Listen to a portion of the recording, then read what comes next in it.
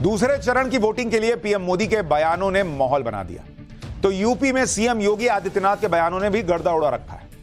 PM Modi के बयानों पर तिल मिलाने वाले लोग सीएम योगी आदित्यनाथ के बयानों को सुनेंगे तो उनके कान से धुआं फेंक देगा, क्योंकि सीएम योगी के चुनावी तेवर ऐसे हैं कि चुन चुनकर विरोधियों पर वार कर रहे हैं। यूपी में विपक्ष के लोग मुख्तार जैसे माफिया के लिए आंसू बहा रहे हैं, तो योगी ने कह दिया कि अब 5 साल जनता ऐसी छुट्टी देगी कि ये लोग फिर माफिया की कब्र पर जाकर फातिहा पढ़ेंगे। सुनिए सीएम योगी को, फिर बताऊंगा कि योगी ने राम और कृष्ण का विरोध करने वालों को जनता से क्या सबक सिखाने के लिए कहा है। जब मौका मिला ये माफिया और अपराधी को अपने गले का हार बना करके प्रदेश के व्यापारी और बेटी की सुरक्षा में सेंध लगा रहे थे ये लोग। कांग्रेस और सपा बसपा देख रहे हैं, सभी लोग माफिया की कब्र में जाकर के फतिया पढ़ रहे हैं। इनको बोलो, इनको बोल दीजिए ये चुनाव से अच्छा वक्त नहीं। इनको बोलो कि जाओ, वोट तो कमल निशान को जाएगा, तुम लोगों को 5 साल की छुट्टी दे रहे हैं, फतिया पढ़ो खूब। ये बात सीएम योगी ने आज आगरा की फतेहपुर सीकरी सीट पर चुनावी रैली में कही। फतेहपुर सीकरी में तीसरे चरण में 7 मई को वोटिंग है। फतेहपुर सीकरी में बीजेपी 2019 के चुनाव में करीब 5 लाख वोट से जीती थी। 2019 में बीजेपी के राजकुमार चाहर ने कांग्रेस के राज बब्बर को यहां पर हराया था। 2024 के चुनाव में बीजेपी ने फतेहपुर सीकरी से फिर राजकुमार चाहर को ही टिकट दिया है। उधर इंडी गठबंधन में कांग्रेस से इस सीट पर रामनाथ सिकरवार को टिकट मिला है। फतेहपुर सीकरी में 5 विधानसभा सीटें आती हैं और 5 पर बीजेपी का कब्जा है, यानी बीजेपी का गढ़ है, जहां योगी ने खड़े होकर यह बात कही। फतेहपुर सीकरी के साथ योगी ने आज अलीगढ़ में भी रैली की। अलीगढ़ में दूसरे चरण में यानी 26 अप्रैल शुक्रवार को वोटिंग है। वोटिंग से पहले योगी ने फिर जनता को याद दिलाया कि जो लोग राम कृष्ण पर सवाल उठाते हैं उन्हें कैसे सबक सिखाना है।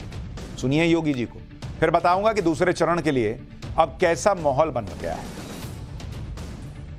आपका दायित्व बनता है, अगर आप विरासत का सम्मान करते हैं तो जिन लोगों ने राम और कृष्ण पर प्रश्न खड़े किए थे, आज उनको वोट के लिए तरसा दीजिए। एक भी वोट नहीं मिलेगा उनको।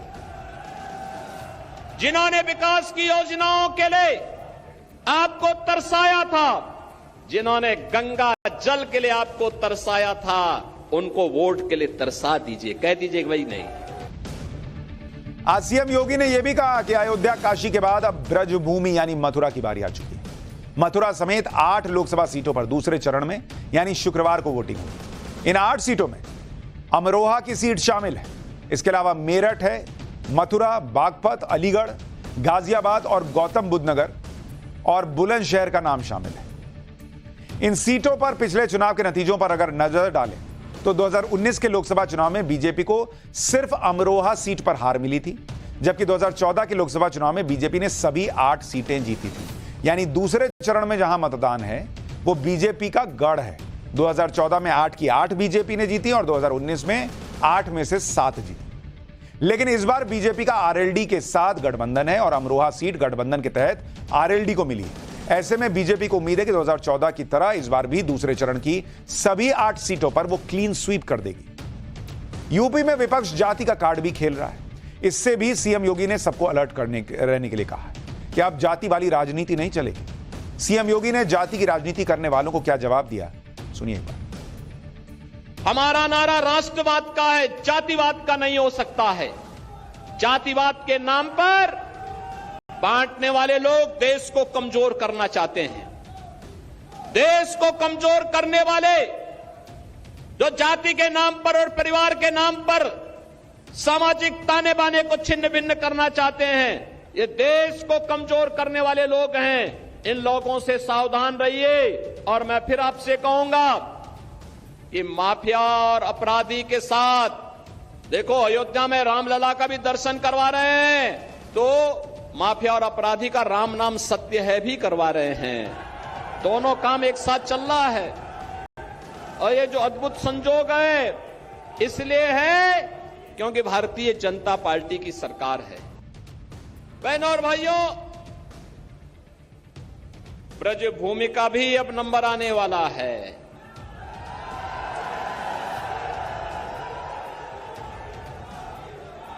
अयोध्या और काशी ने अपने लक्ष्यों को प्राप्त कर लिया है। अब तो बारी आप ही की है।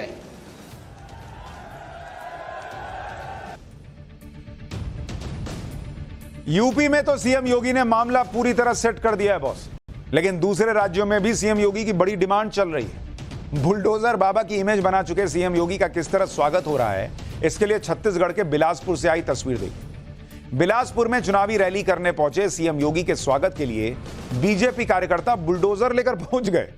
30 बुलडोजर की रैली निकालकर बिलासपुर में सीएम योगी का जोरदार स्वागत हुआ है। सीएम योगी का जलवा तो यूपी के बाहर भी है, लेकिन अखिलेश यादव यूपी में ही बैकफुट पर। अखिलेश के बारे में बहुत चर्चा थी कि वो कन्नौज की सीट से लोकसभा चुनाव लड़ सकते हैं, लेकिन जब समाजवादी पार्टी की नई लिस्ट आई तो इसमें कन्नौज सीट पर अखिलेश का नाम ही नहीं था। समाजवादी पार्टी ने यूपी की 2 सीटों पर कैंडिडेट की नई लिस्ट जारी की है। इसमें कन्नौज से बीजेपी के सुब्रत पाठक के सामने अखिलेश ने अपने परिवार के ही तेज प्रताप यादव को उतारा है। इसके अलावा समाजवादी पार्टी ने बलिया सीट से बीजेपी के राज्यसभा सांसद नीरज शेखर के सामने सनातन पांडे को टिकट दिया। कन्नौज सीट पर जिन तेज प्रताप यादव को अखिलेश ने टिकट दिया वो मुलायम सिंह यादव के बड़े भाई रतन सिंह यादव के नाती हैं।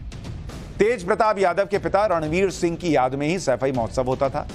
तेज प्रताप यादव 2014 के लोकसभा चुनाव में मैनपुरी सीट से जीते थे। तेज प्रताप यादव लालू यादव के दामाद भी हैं।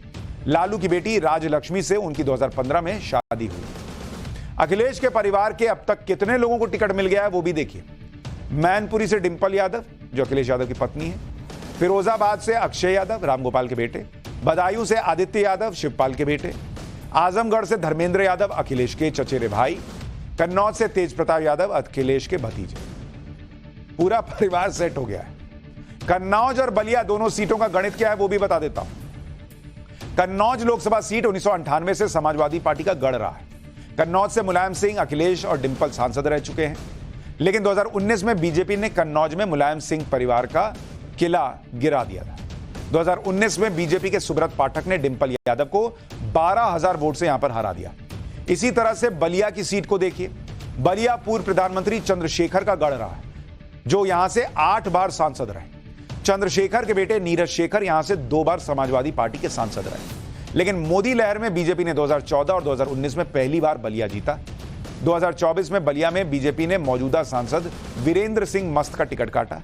इस बार नीरज शेखर बीजेपी के टिकट पर चुनाव लड़ रहे हैं और बलिया की सीट पर नीरज शेखर के सामने सनातन पांडे हैं, जो पिछली बार 15,000 वोट से हार गए थे। यूपी में तो चुनाव प्रचार धुआंधार चल रहा है, लेकिन बिहार में भी अब प्रचार जोर पकड़ चुका है। खासतौर पर नीतीश कुमार फुल एक्टिव हो गए, क्योंकि बिहार में दूसरे चरण में जिन सीटों पर वोटिंग होने वाली है उसमें एनडीए के गठबंधन से नीतीश कुमार की पार्टी जेडीयू के कैंडिडेट चुनाव लड़ रहे हैं। नीतीश कुमार भी अब तीखी बयानबाजी में पीछे नहीं है। सेकेंड राउंड की वोटिंग से पहले नीतीश कुमार ने लालू के परिवार पर तीखा हमला करके बिहार के चुनाव की गर्मी बढ़ा दी। नीतीश कुमार ने लालू के बारे में क्या कहा है सुनिए, फिर बिहार में सेकेंड राउंड का गणित बताता हूं। हट गए तब बीवी को बना दिया, अब आजकल बाल बच्चा को, अब पैदा तो बहुत कर दिया। इतना ज्यादा पैदा करना चाहिए किसी को, बाल बच्चा, लेकिन उतना किया और उसी में कई गो बेटी को, 2 गो बेटा को, सबको लगा करके। अब आप समझ लीजिए कि ये लोग क्या करते हैं, कहीं कहीं कुछ बोलते रहते हैं तो कहीं पुरानी बात को भूल जाते हैं। इसलिए हम सब जगह आपको बता देना चाहते हैं कि कोई काम नहीं होता था, और इतना ज्यादा होता था जी, कोई बाहर नहीं निकलता था, आने जाने का रास्ता नहीं था, पढ़ाई नहीं था, कोई इंतजाम कहीं पर नहीं था, इलाज तक नहीं होता था। दूसरे चरण में बिहार में 5 सीटों पर दरअसल वोटिंग होनी है। इनमें भागलपुर है, कटिहार, पूर्णिया, बांका और किशनगंज। इनमें से 5 सीट पर एनडीए की तरफ से जेडीयू के कैंडिडेट मैदान में हैं। उधर इंडी गठबंधन से 3 सीटों पर कांग्रेस लड़ रही है और 2 पर आरजेडी। 5 सीटों में सिर्फ किशनगंज की सीट है जहां एनडीए पिछली बार हारी थी, यानी 5 में से 4 सीटें एनडीए के खाते में गई थी। किशनगंज की सीट पर ओवैसी की पार्टी को भी खूब वोट मिलते हैं। पिछले चुनाव में ओवैसी की पार्टी किशनगंज में तीसरे नंबर पर आई थी। इस बार भी किशनगंज में ओवैसी की पार्टी चुनाव लड़ रही है और खुद ओवैसी किशनगंज में प्रचार करने के लिए गए हैं। ओवैसी ने किशनगंज में इंडी गठबंधन को खूब हमले किए। सुनिए ओवैसी ने क्या कहा। फिर किशनगंज की सीट पर ओवैसी की पार्टी ने पिछली बार क्या कमाल किया था, जिससे ओवैसी को बिहार से सीट निकलने की बड़ी उम्मीद है, वो भी बताऊंगा। सिर्फ 15 मिनट चलने पर ब्रिज बन गया। और याद रखो, जब अख्तर अली ईमान एमपी बनेगा तो हम पूरा सीमांचल चलेंगे और डेवलपमेंट लाएंगे इंशाअल्लाह। सिर्फ 15 मिनट चले तो तेजस्वी को पसीना छूट गया। फोन पे फोन, ए अख्तर भाई क्या कर रहे हैं? वो काम शुरू हो गया तो डॉक्टर जावेद 1.5 लाख किलोमीटर चलकर भी खुश नहीं कर पाए। हम 10 मिनट चल के आपको ब्रिज लेकर आए। किशनगंज मुस्लिम प्रभाव वाला इलाका है और यह कांग्रेस का गढ़ रहा है, लेकिन ओवैसी ने बिहार के सीमांचल में एंट्री करके कांग्रेस आरजेडी में खलबली मचा दी, क्योंकि बड़ी संख्या में मुस्लिम वोटर ओवैसी ने अपनी तरफ खींचा। खासतौर पर किशनगंज में ओवैसी की पार्टी 2019 में न सिर्फ तीसरे नंबर पर रही, बल्कि उसे 3 लाख के करीब वोट मिले। 3 लाख। 2019 में किशनगंज का अगर रिजल्ट देखिएगा, कांग्रेस के मोहम्मद जावेद को 3,67,000 वोट मिले, जेडीयू के सैयद अशरफ को 3,32,000 वोट मिले और एआईएमआईएम के अख्तरुल ईमान को ऑलमोस्ट 3 लाख 2,95,000 के करीब वोट मिले और जीत का अंतर महज 34,000 वोट था। ओवैसी की पार्टी को बिहार के दूसरे चरण से इसलिए उम्मीद भी दिख रही है क्योंकि बिहार की जिन 5 सीटों पर वोटिंग दूसरे चरण में होनी है, उन सीटों पर मुस्लिम वोटर्स का बड़ा असर है।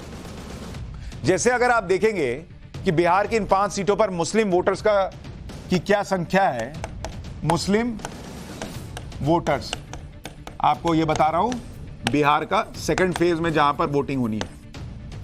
जैसे अगर आप देखिए किशनगंज के अंदर 67% मुस्लिम मतदाता है, 67।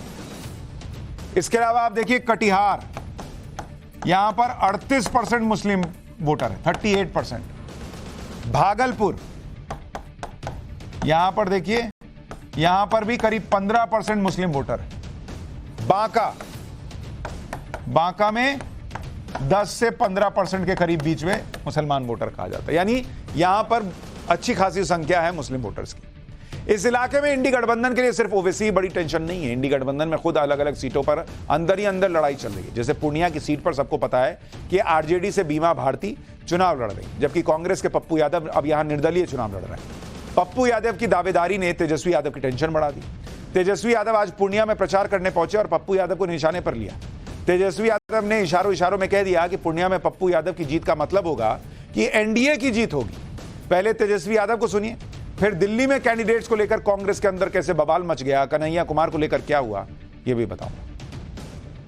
दुआ कीजिए, आप लोगों का आशीर्वाद बना रहे, एकजुट रहना है, किसी के धोखे में नहीं आना।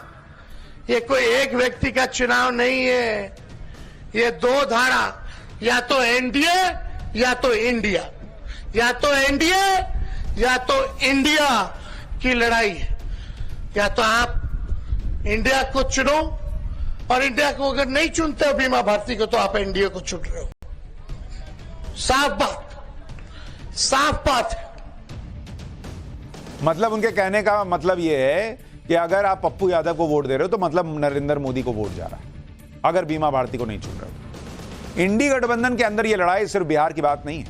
दिल्ली जैसी जगहों पर कांग्रेस के कैंडिडेट्स का विरोध हो रहा है। दिल्ली में कांग्रेस ने मनोज तिवारी के सामने कन्हैया कुमार को उतारा। कन्हैया का विरोध कांग्रेस के अंदर ही चल रहा है। इसी तरह से उदित राज का भी विरोध हो रहा है। उदित राज को कांग्रेस ने उत्तर पश्चिम दिल्ली से टिकट दिया है, तो कन्हैया कुमार को उत्तर पूर्वी दिल्ली से।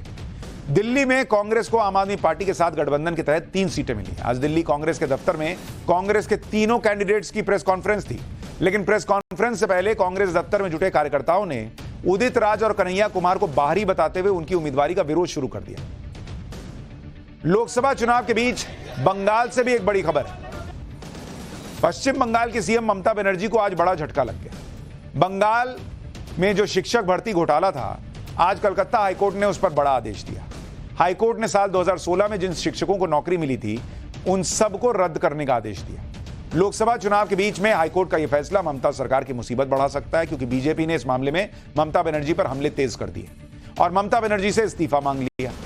शिक्षक भर्ती घोटाले से वैसे ही ममता सरकार बैकफुट पर है और अब हाईकोर्ट के आदेश से 23,000 से ज्यादा शिक्षकों की नौकरी चली जाएगी, जो बड़ा मुद्दा बनेगा। हाईकोर्ट ने क्या आदेश दिया है वो भी देखिए। हाईकोर्ट ने 2016 के school service commission recruitment panel को अवैध घोषित कर दिया। इससे बंगाल में 23,753 शिक्षकों और नॉन टीचिंग स्टाफ की नौकरी चली जाएगी। इन सभी शिक्षकों ने जो वेतन लिया है उसे ब्याज के साथ अगले 4 हफ्ते में लौटाने के लिए भी कहा गया है। यानी एक साथ हजारों लोगों की नौकरी घोटाले की वजह से जा रही है। अगर ये सभी शिक्षक और नॉन टीचिंग स्टाफ सड़कों पर उतर गए तो ममता सरकार के लिए मामला आउट ऑफ कंट्रोल हो जाएगा। दूसरा, इमेज पे जो डेंट लग रहा है सरकार के, सो अलग। बीजेपी अभी से इस मामले पर हमलावर हो गई और ममता बनर्जी से इस्तीफा मांग रही है। शिक्षक भर्ती घोटाले में पूर्व शिक्षा मंत्री पार्थ चटर्जी समेत टीएमसी के कई नेता पहले से जेल में हैं और अब यह खबर आ गई जो ममता बनर्जी के लिए वाकई बंगाल में परेशानी बढ़ा देगी।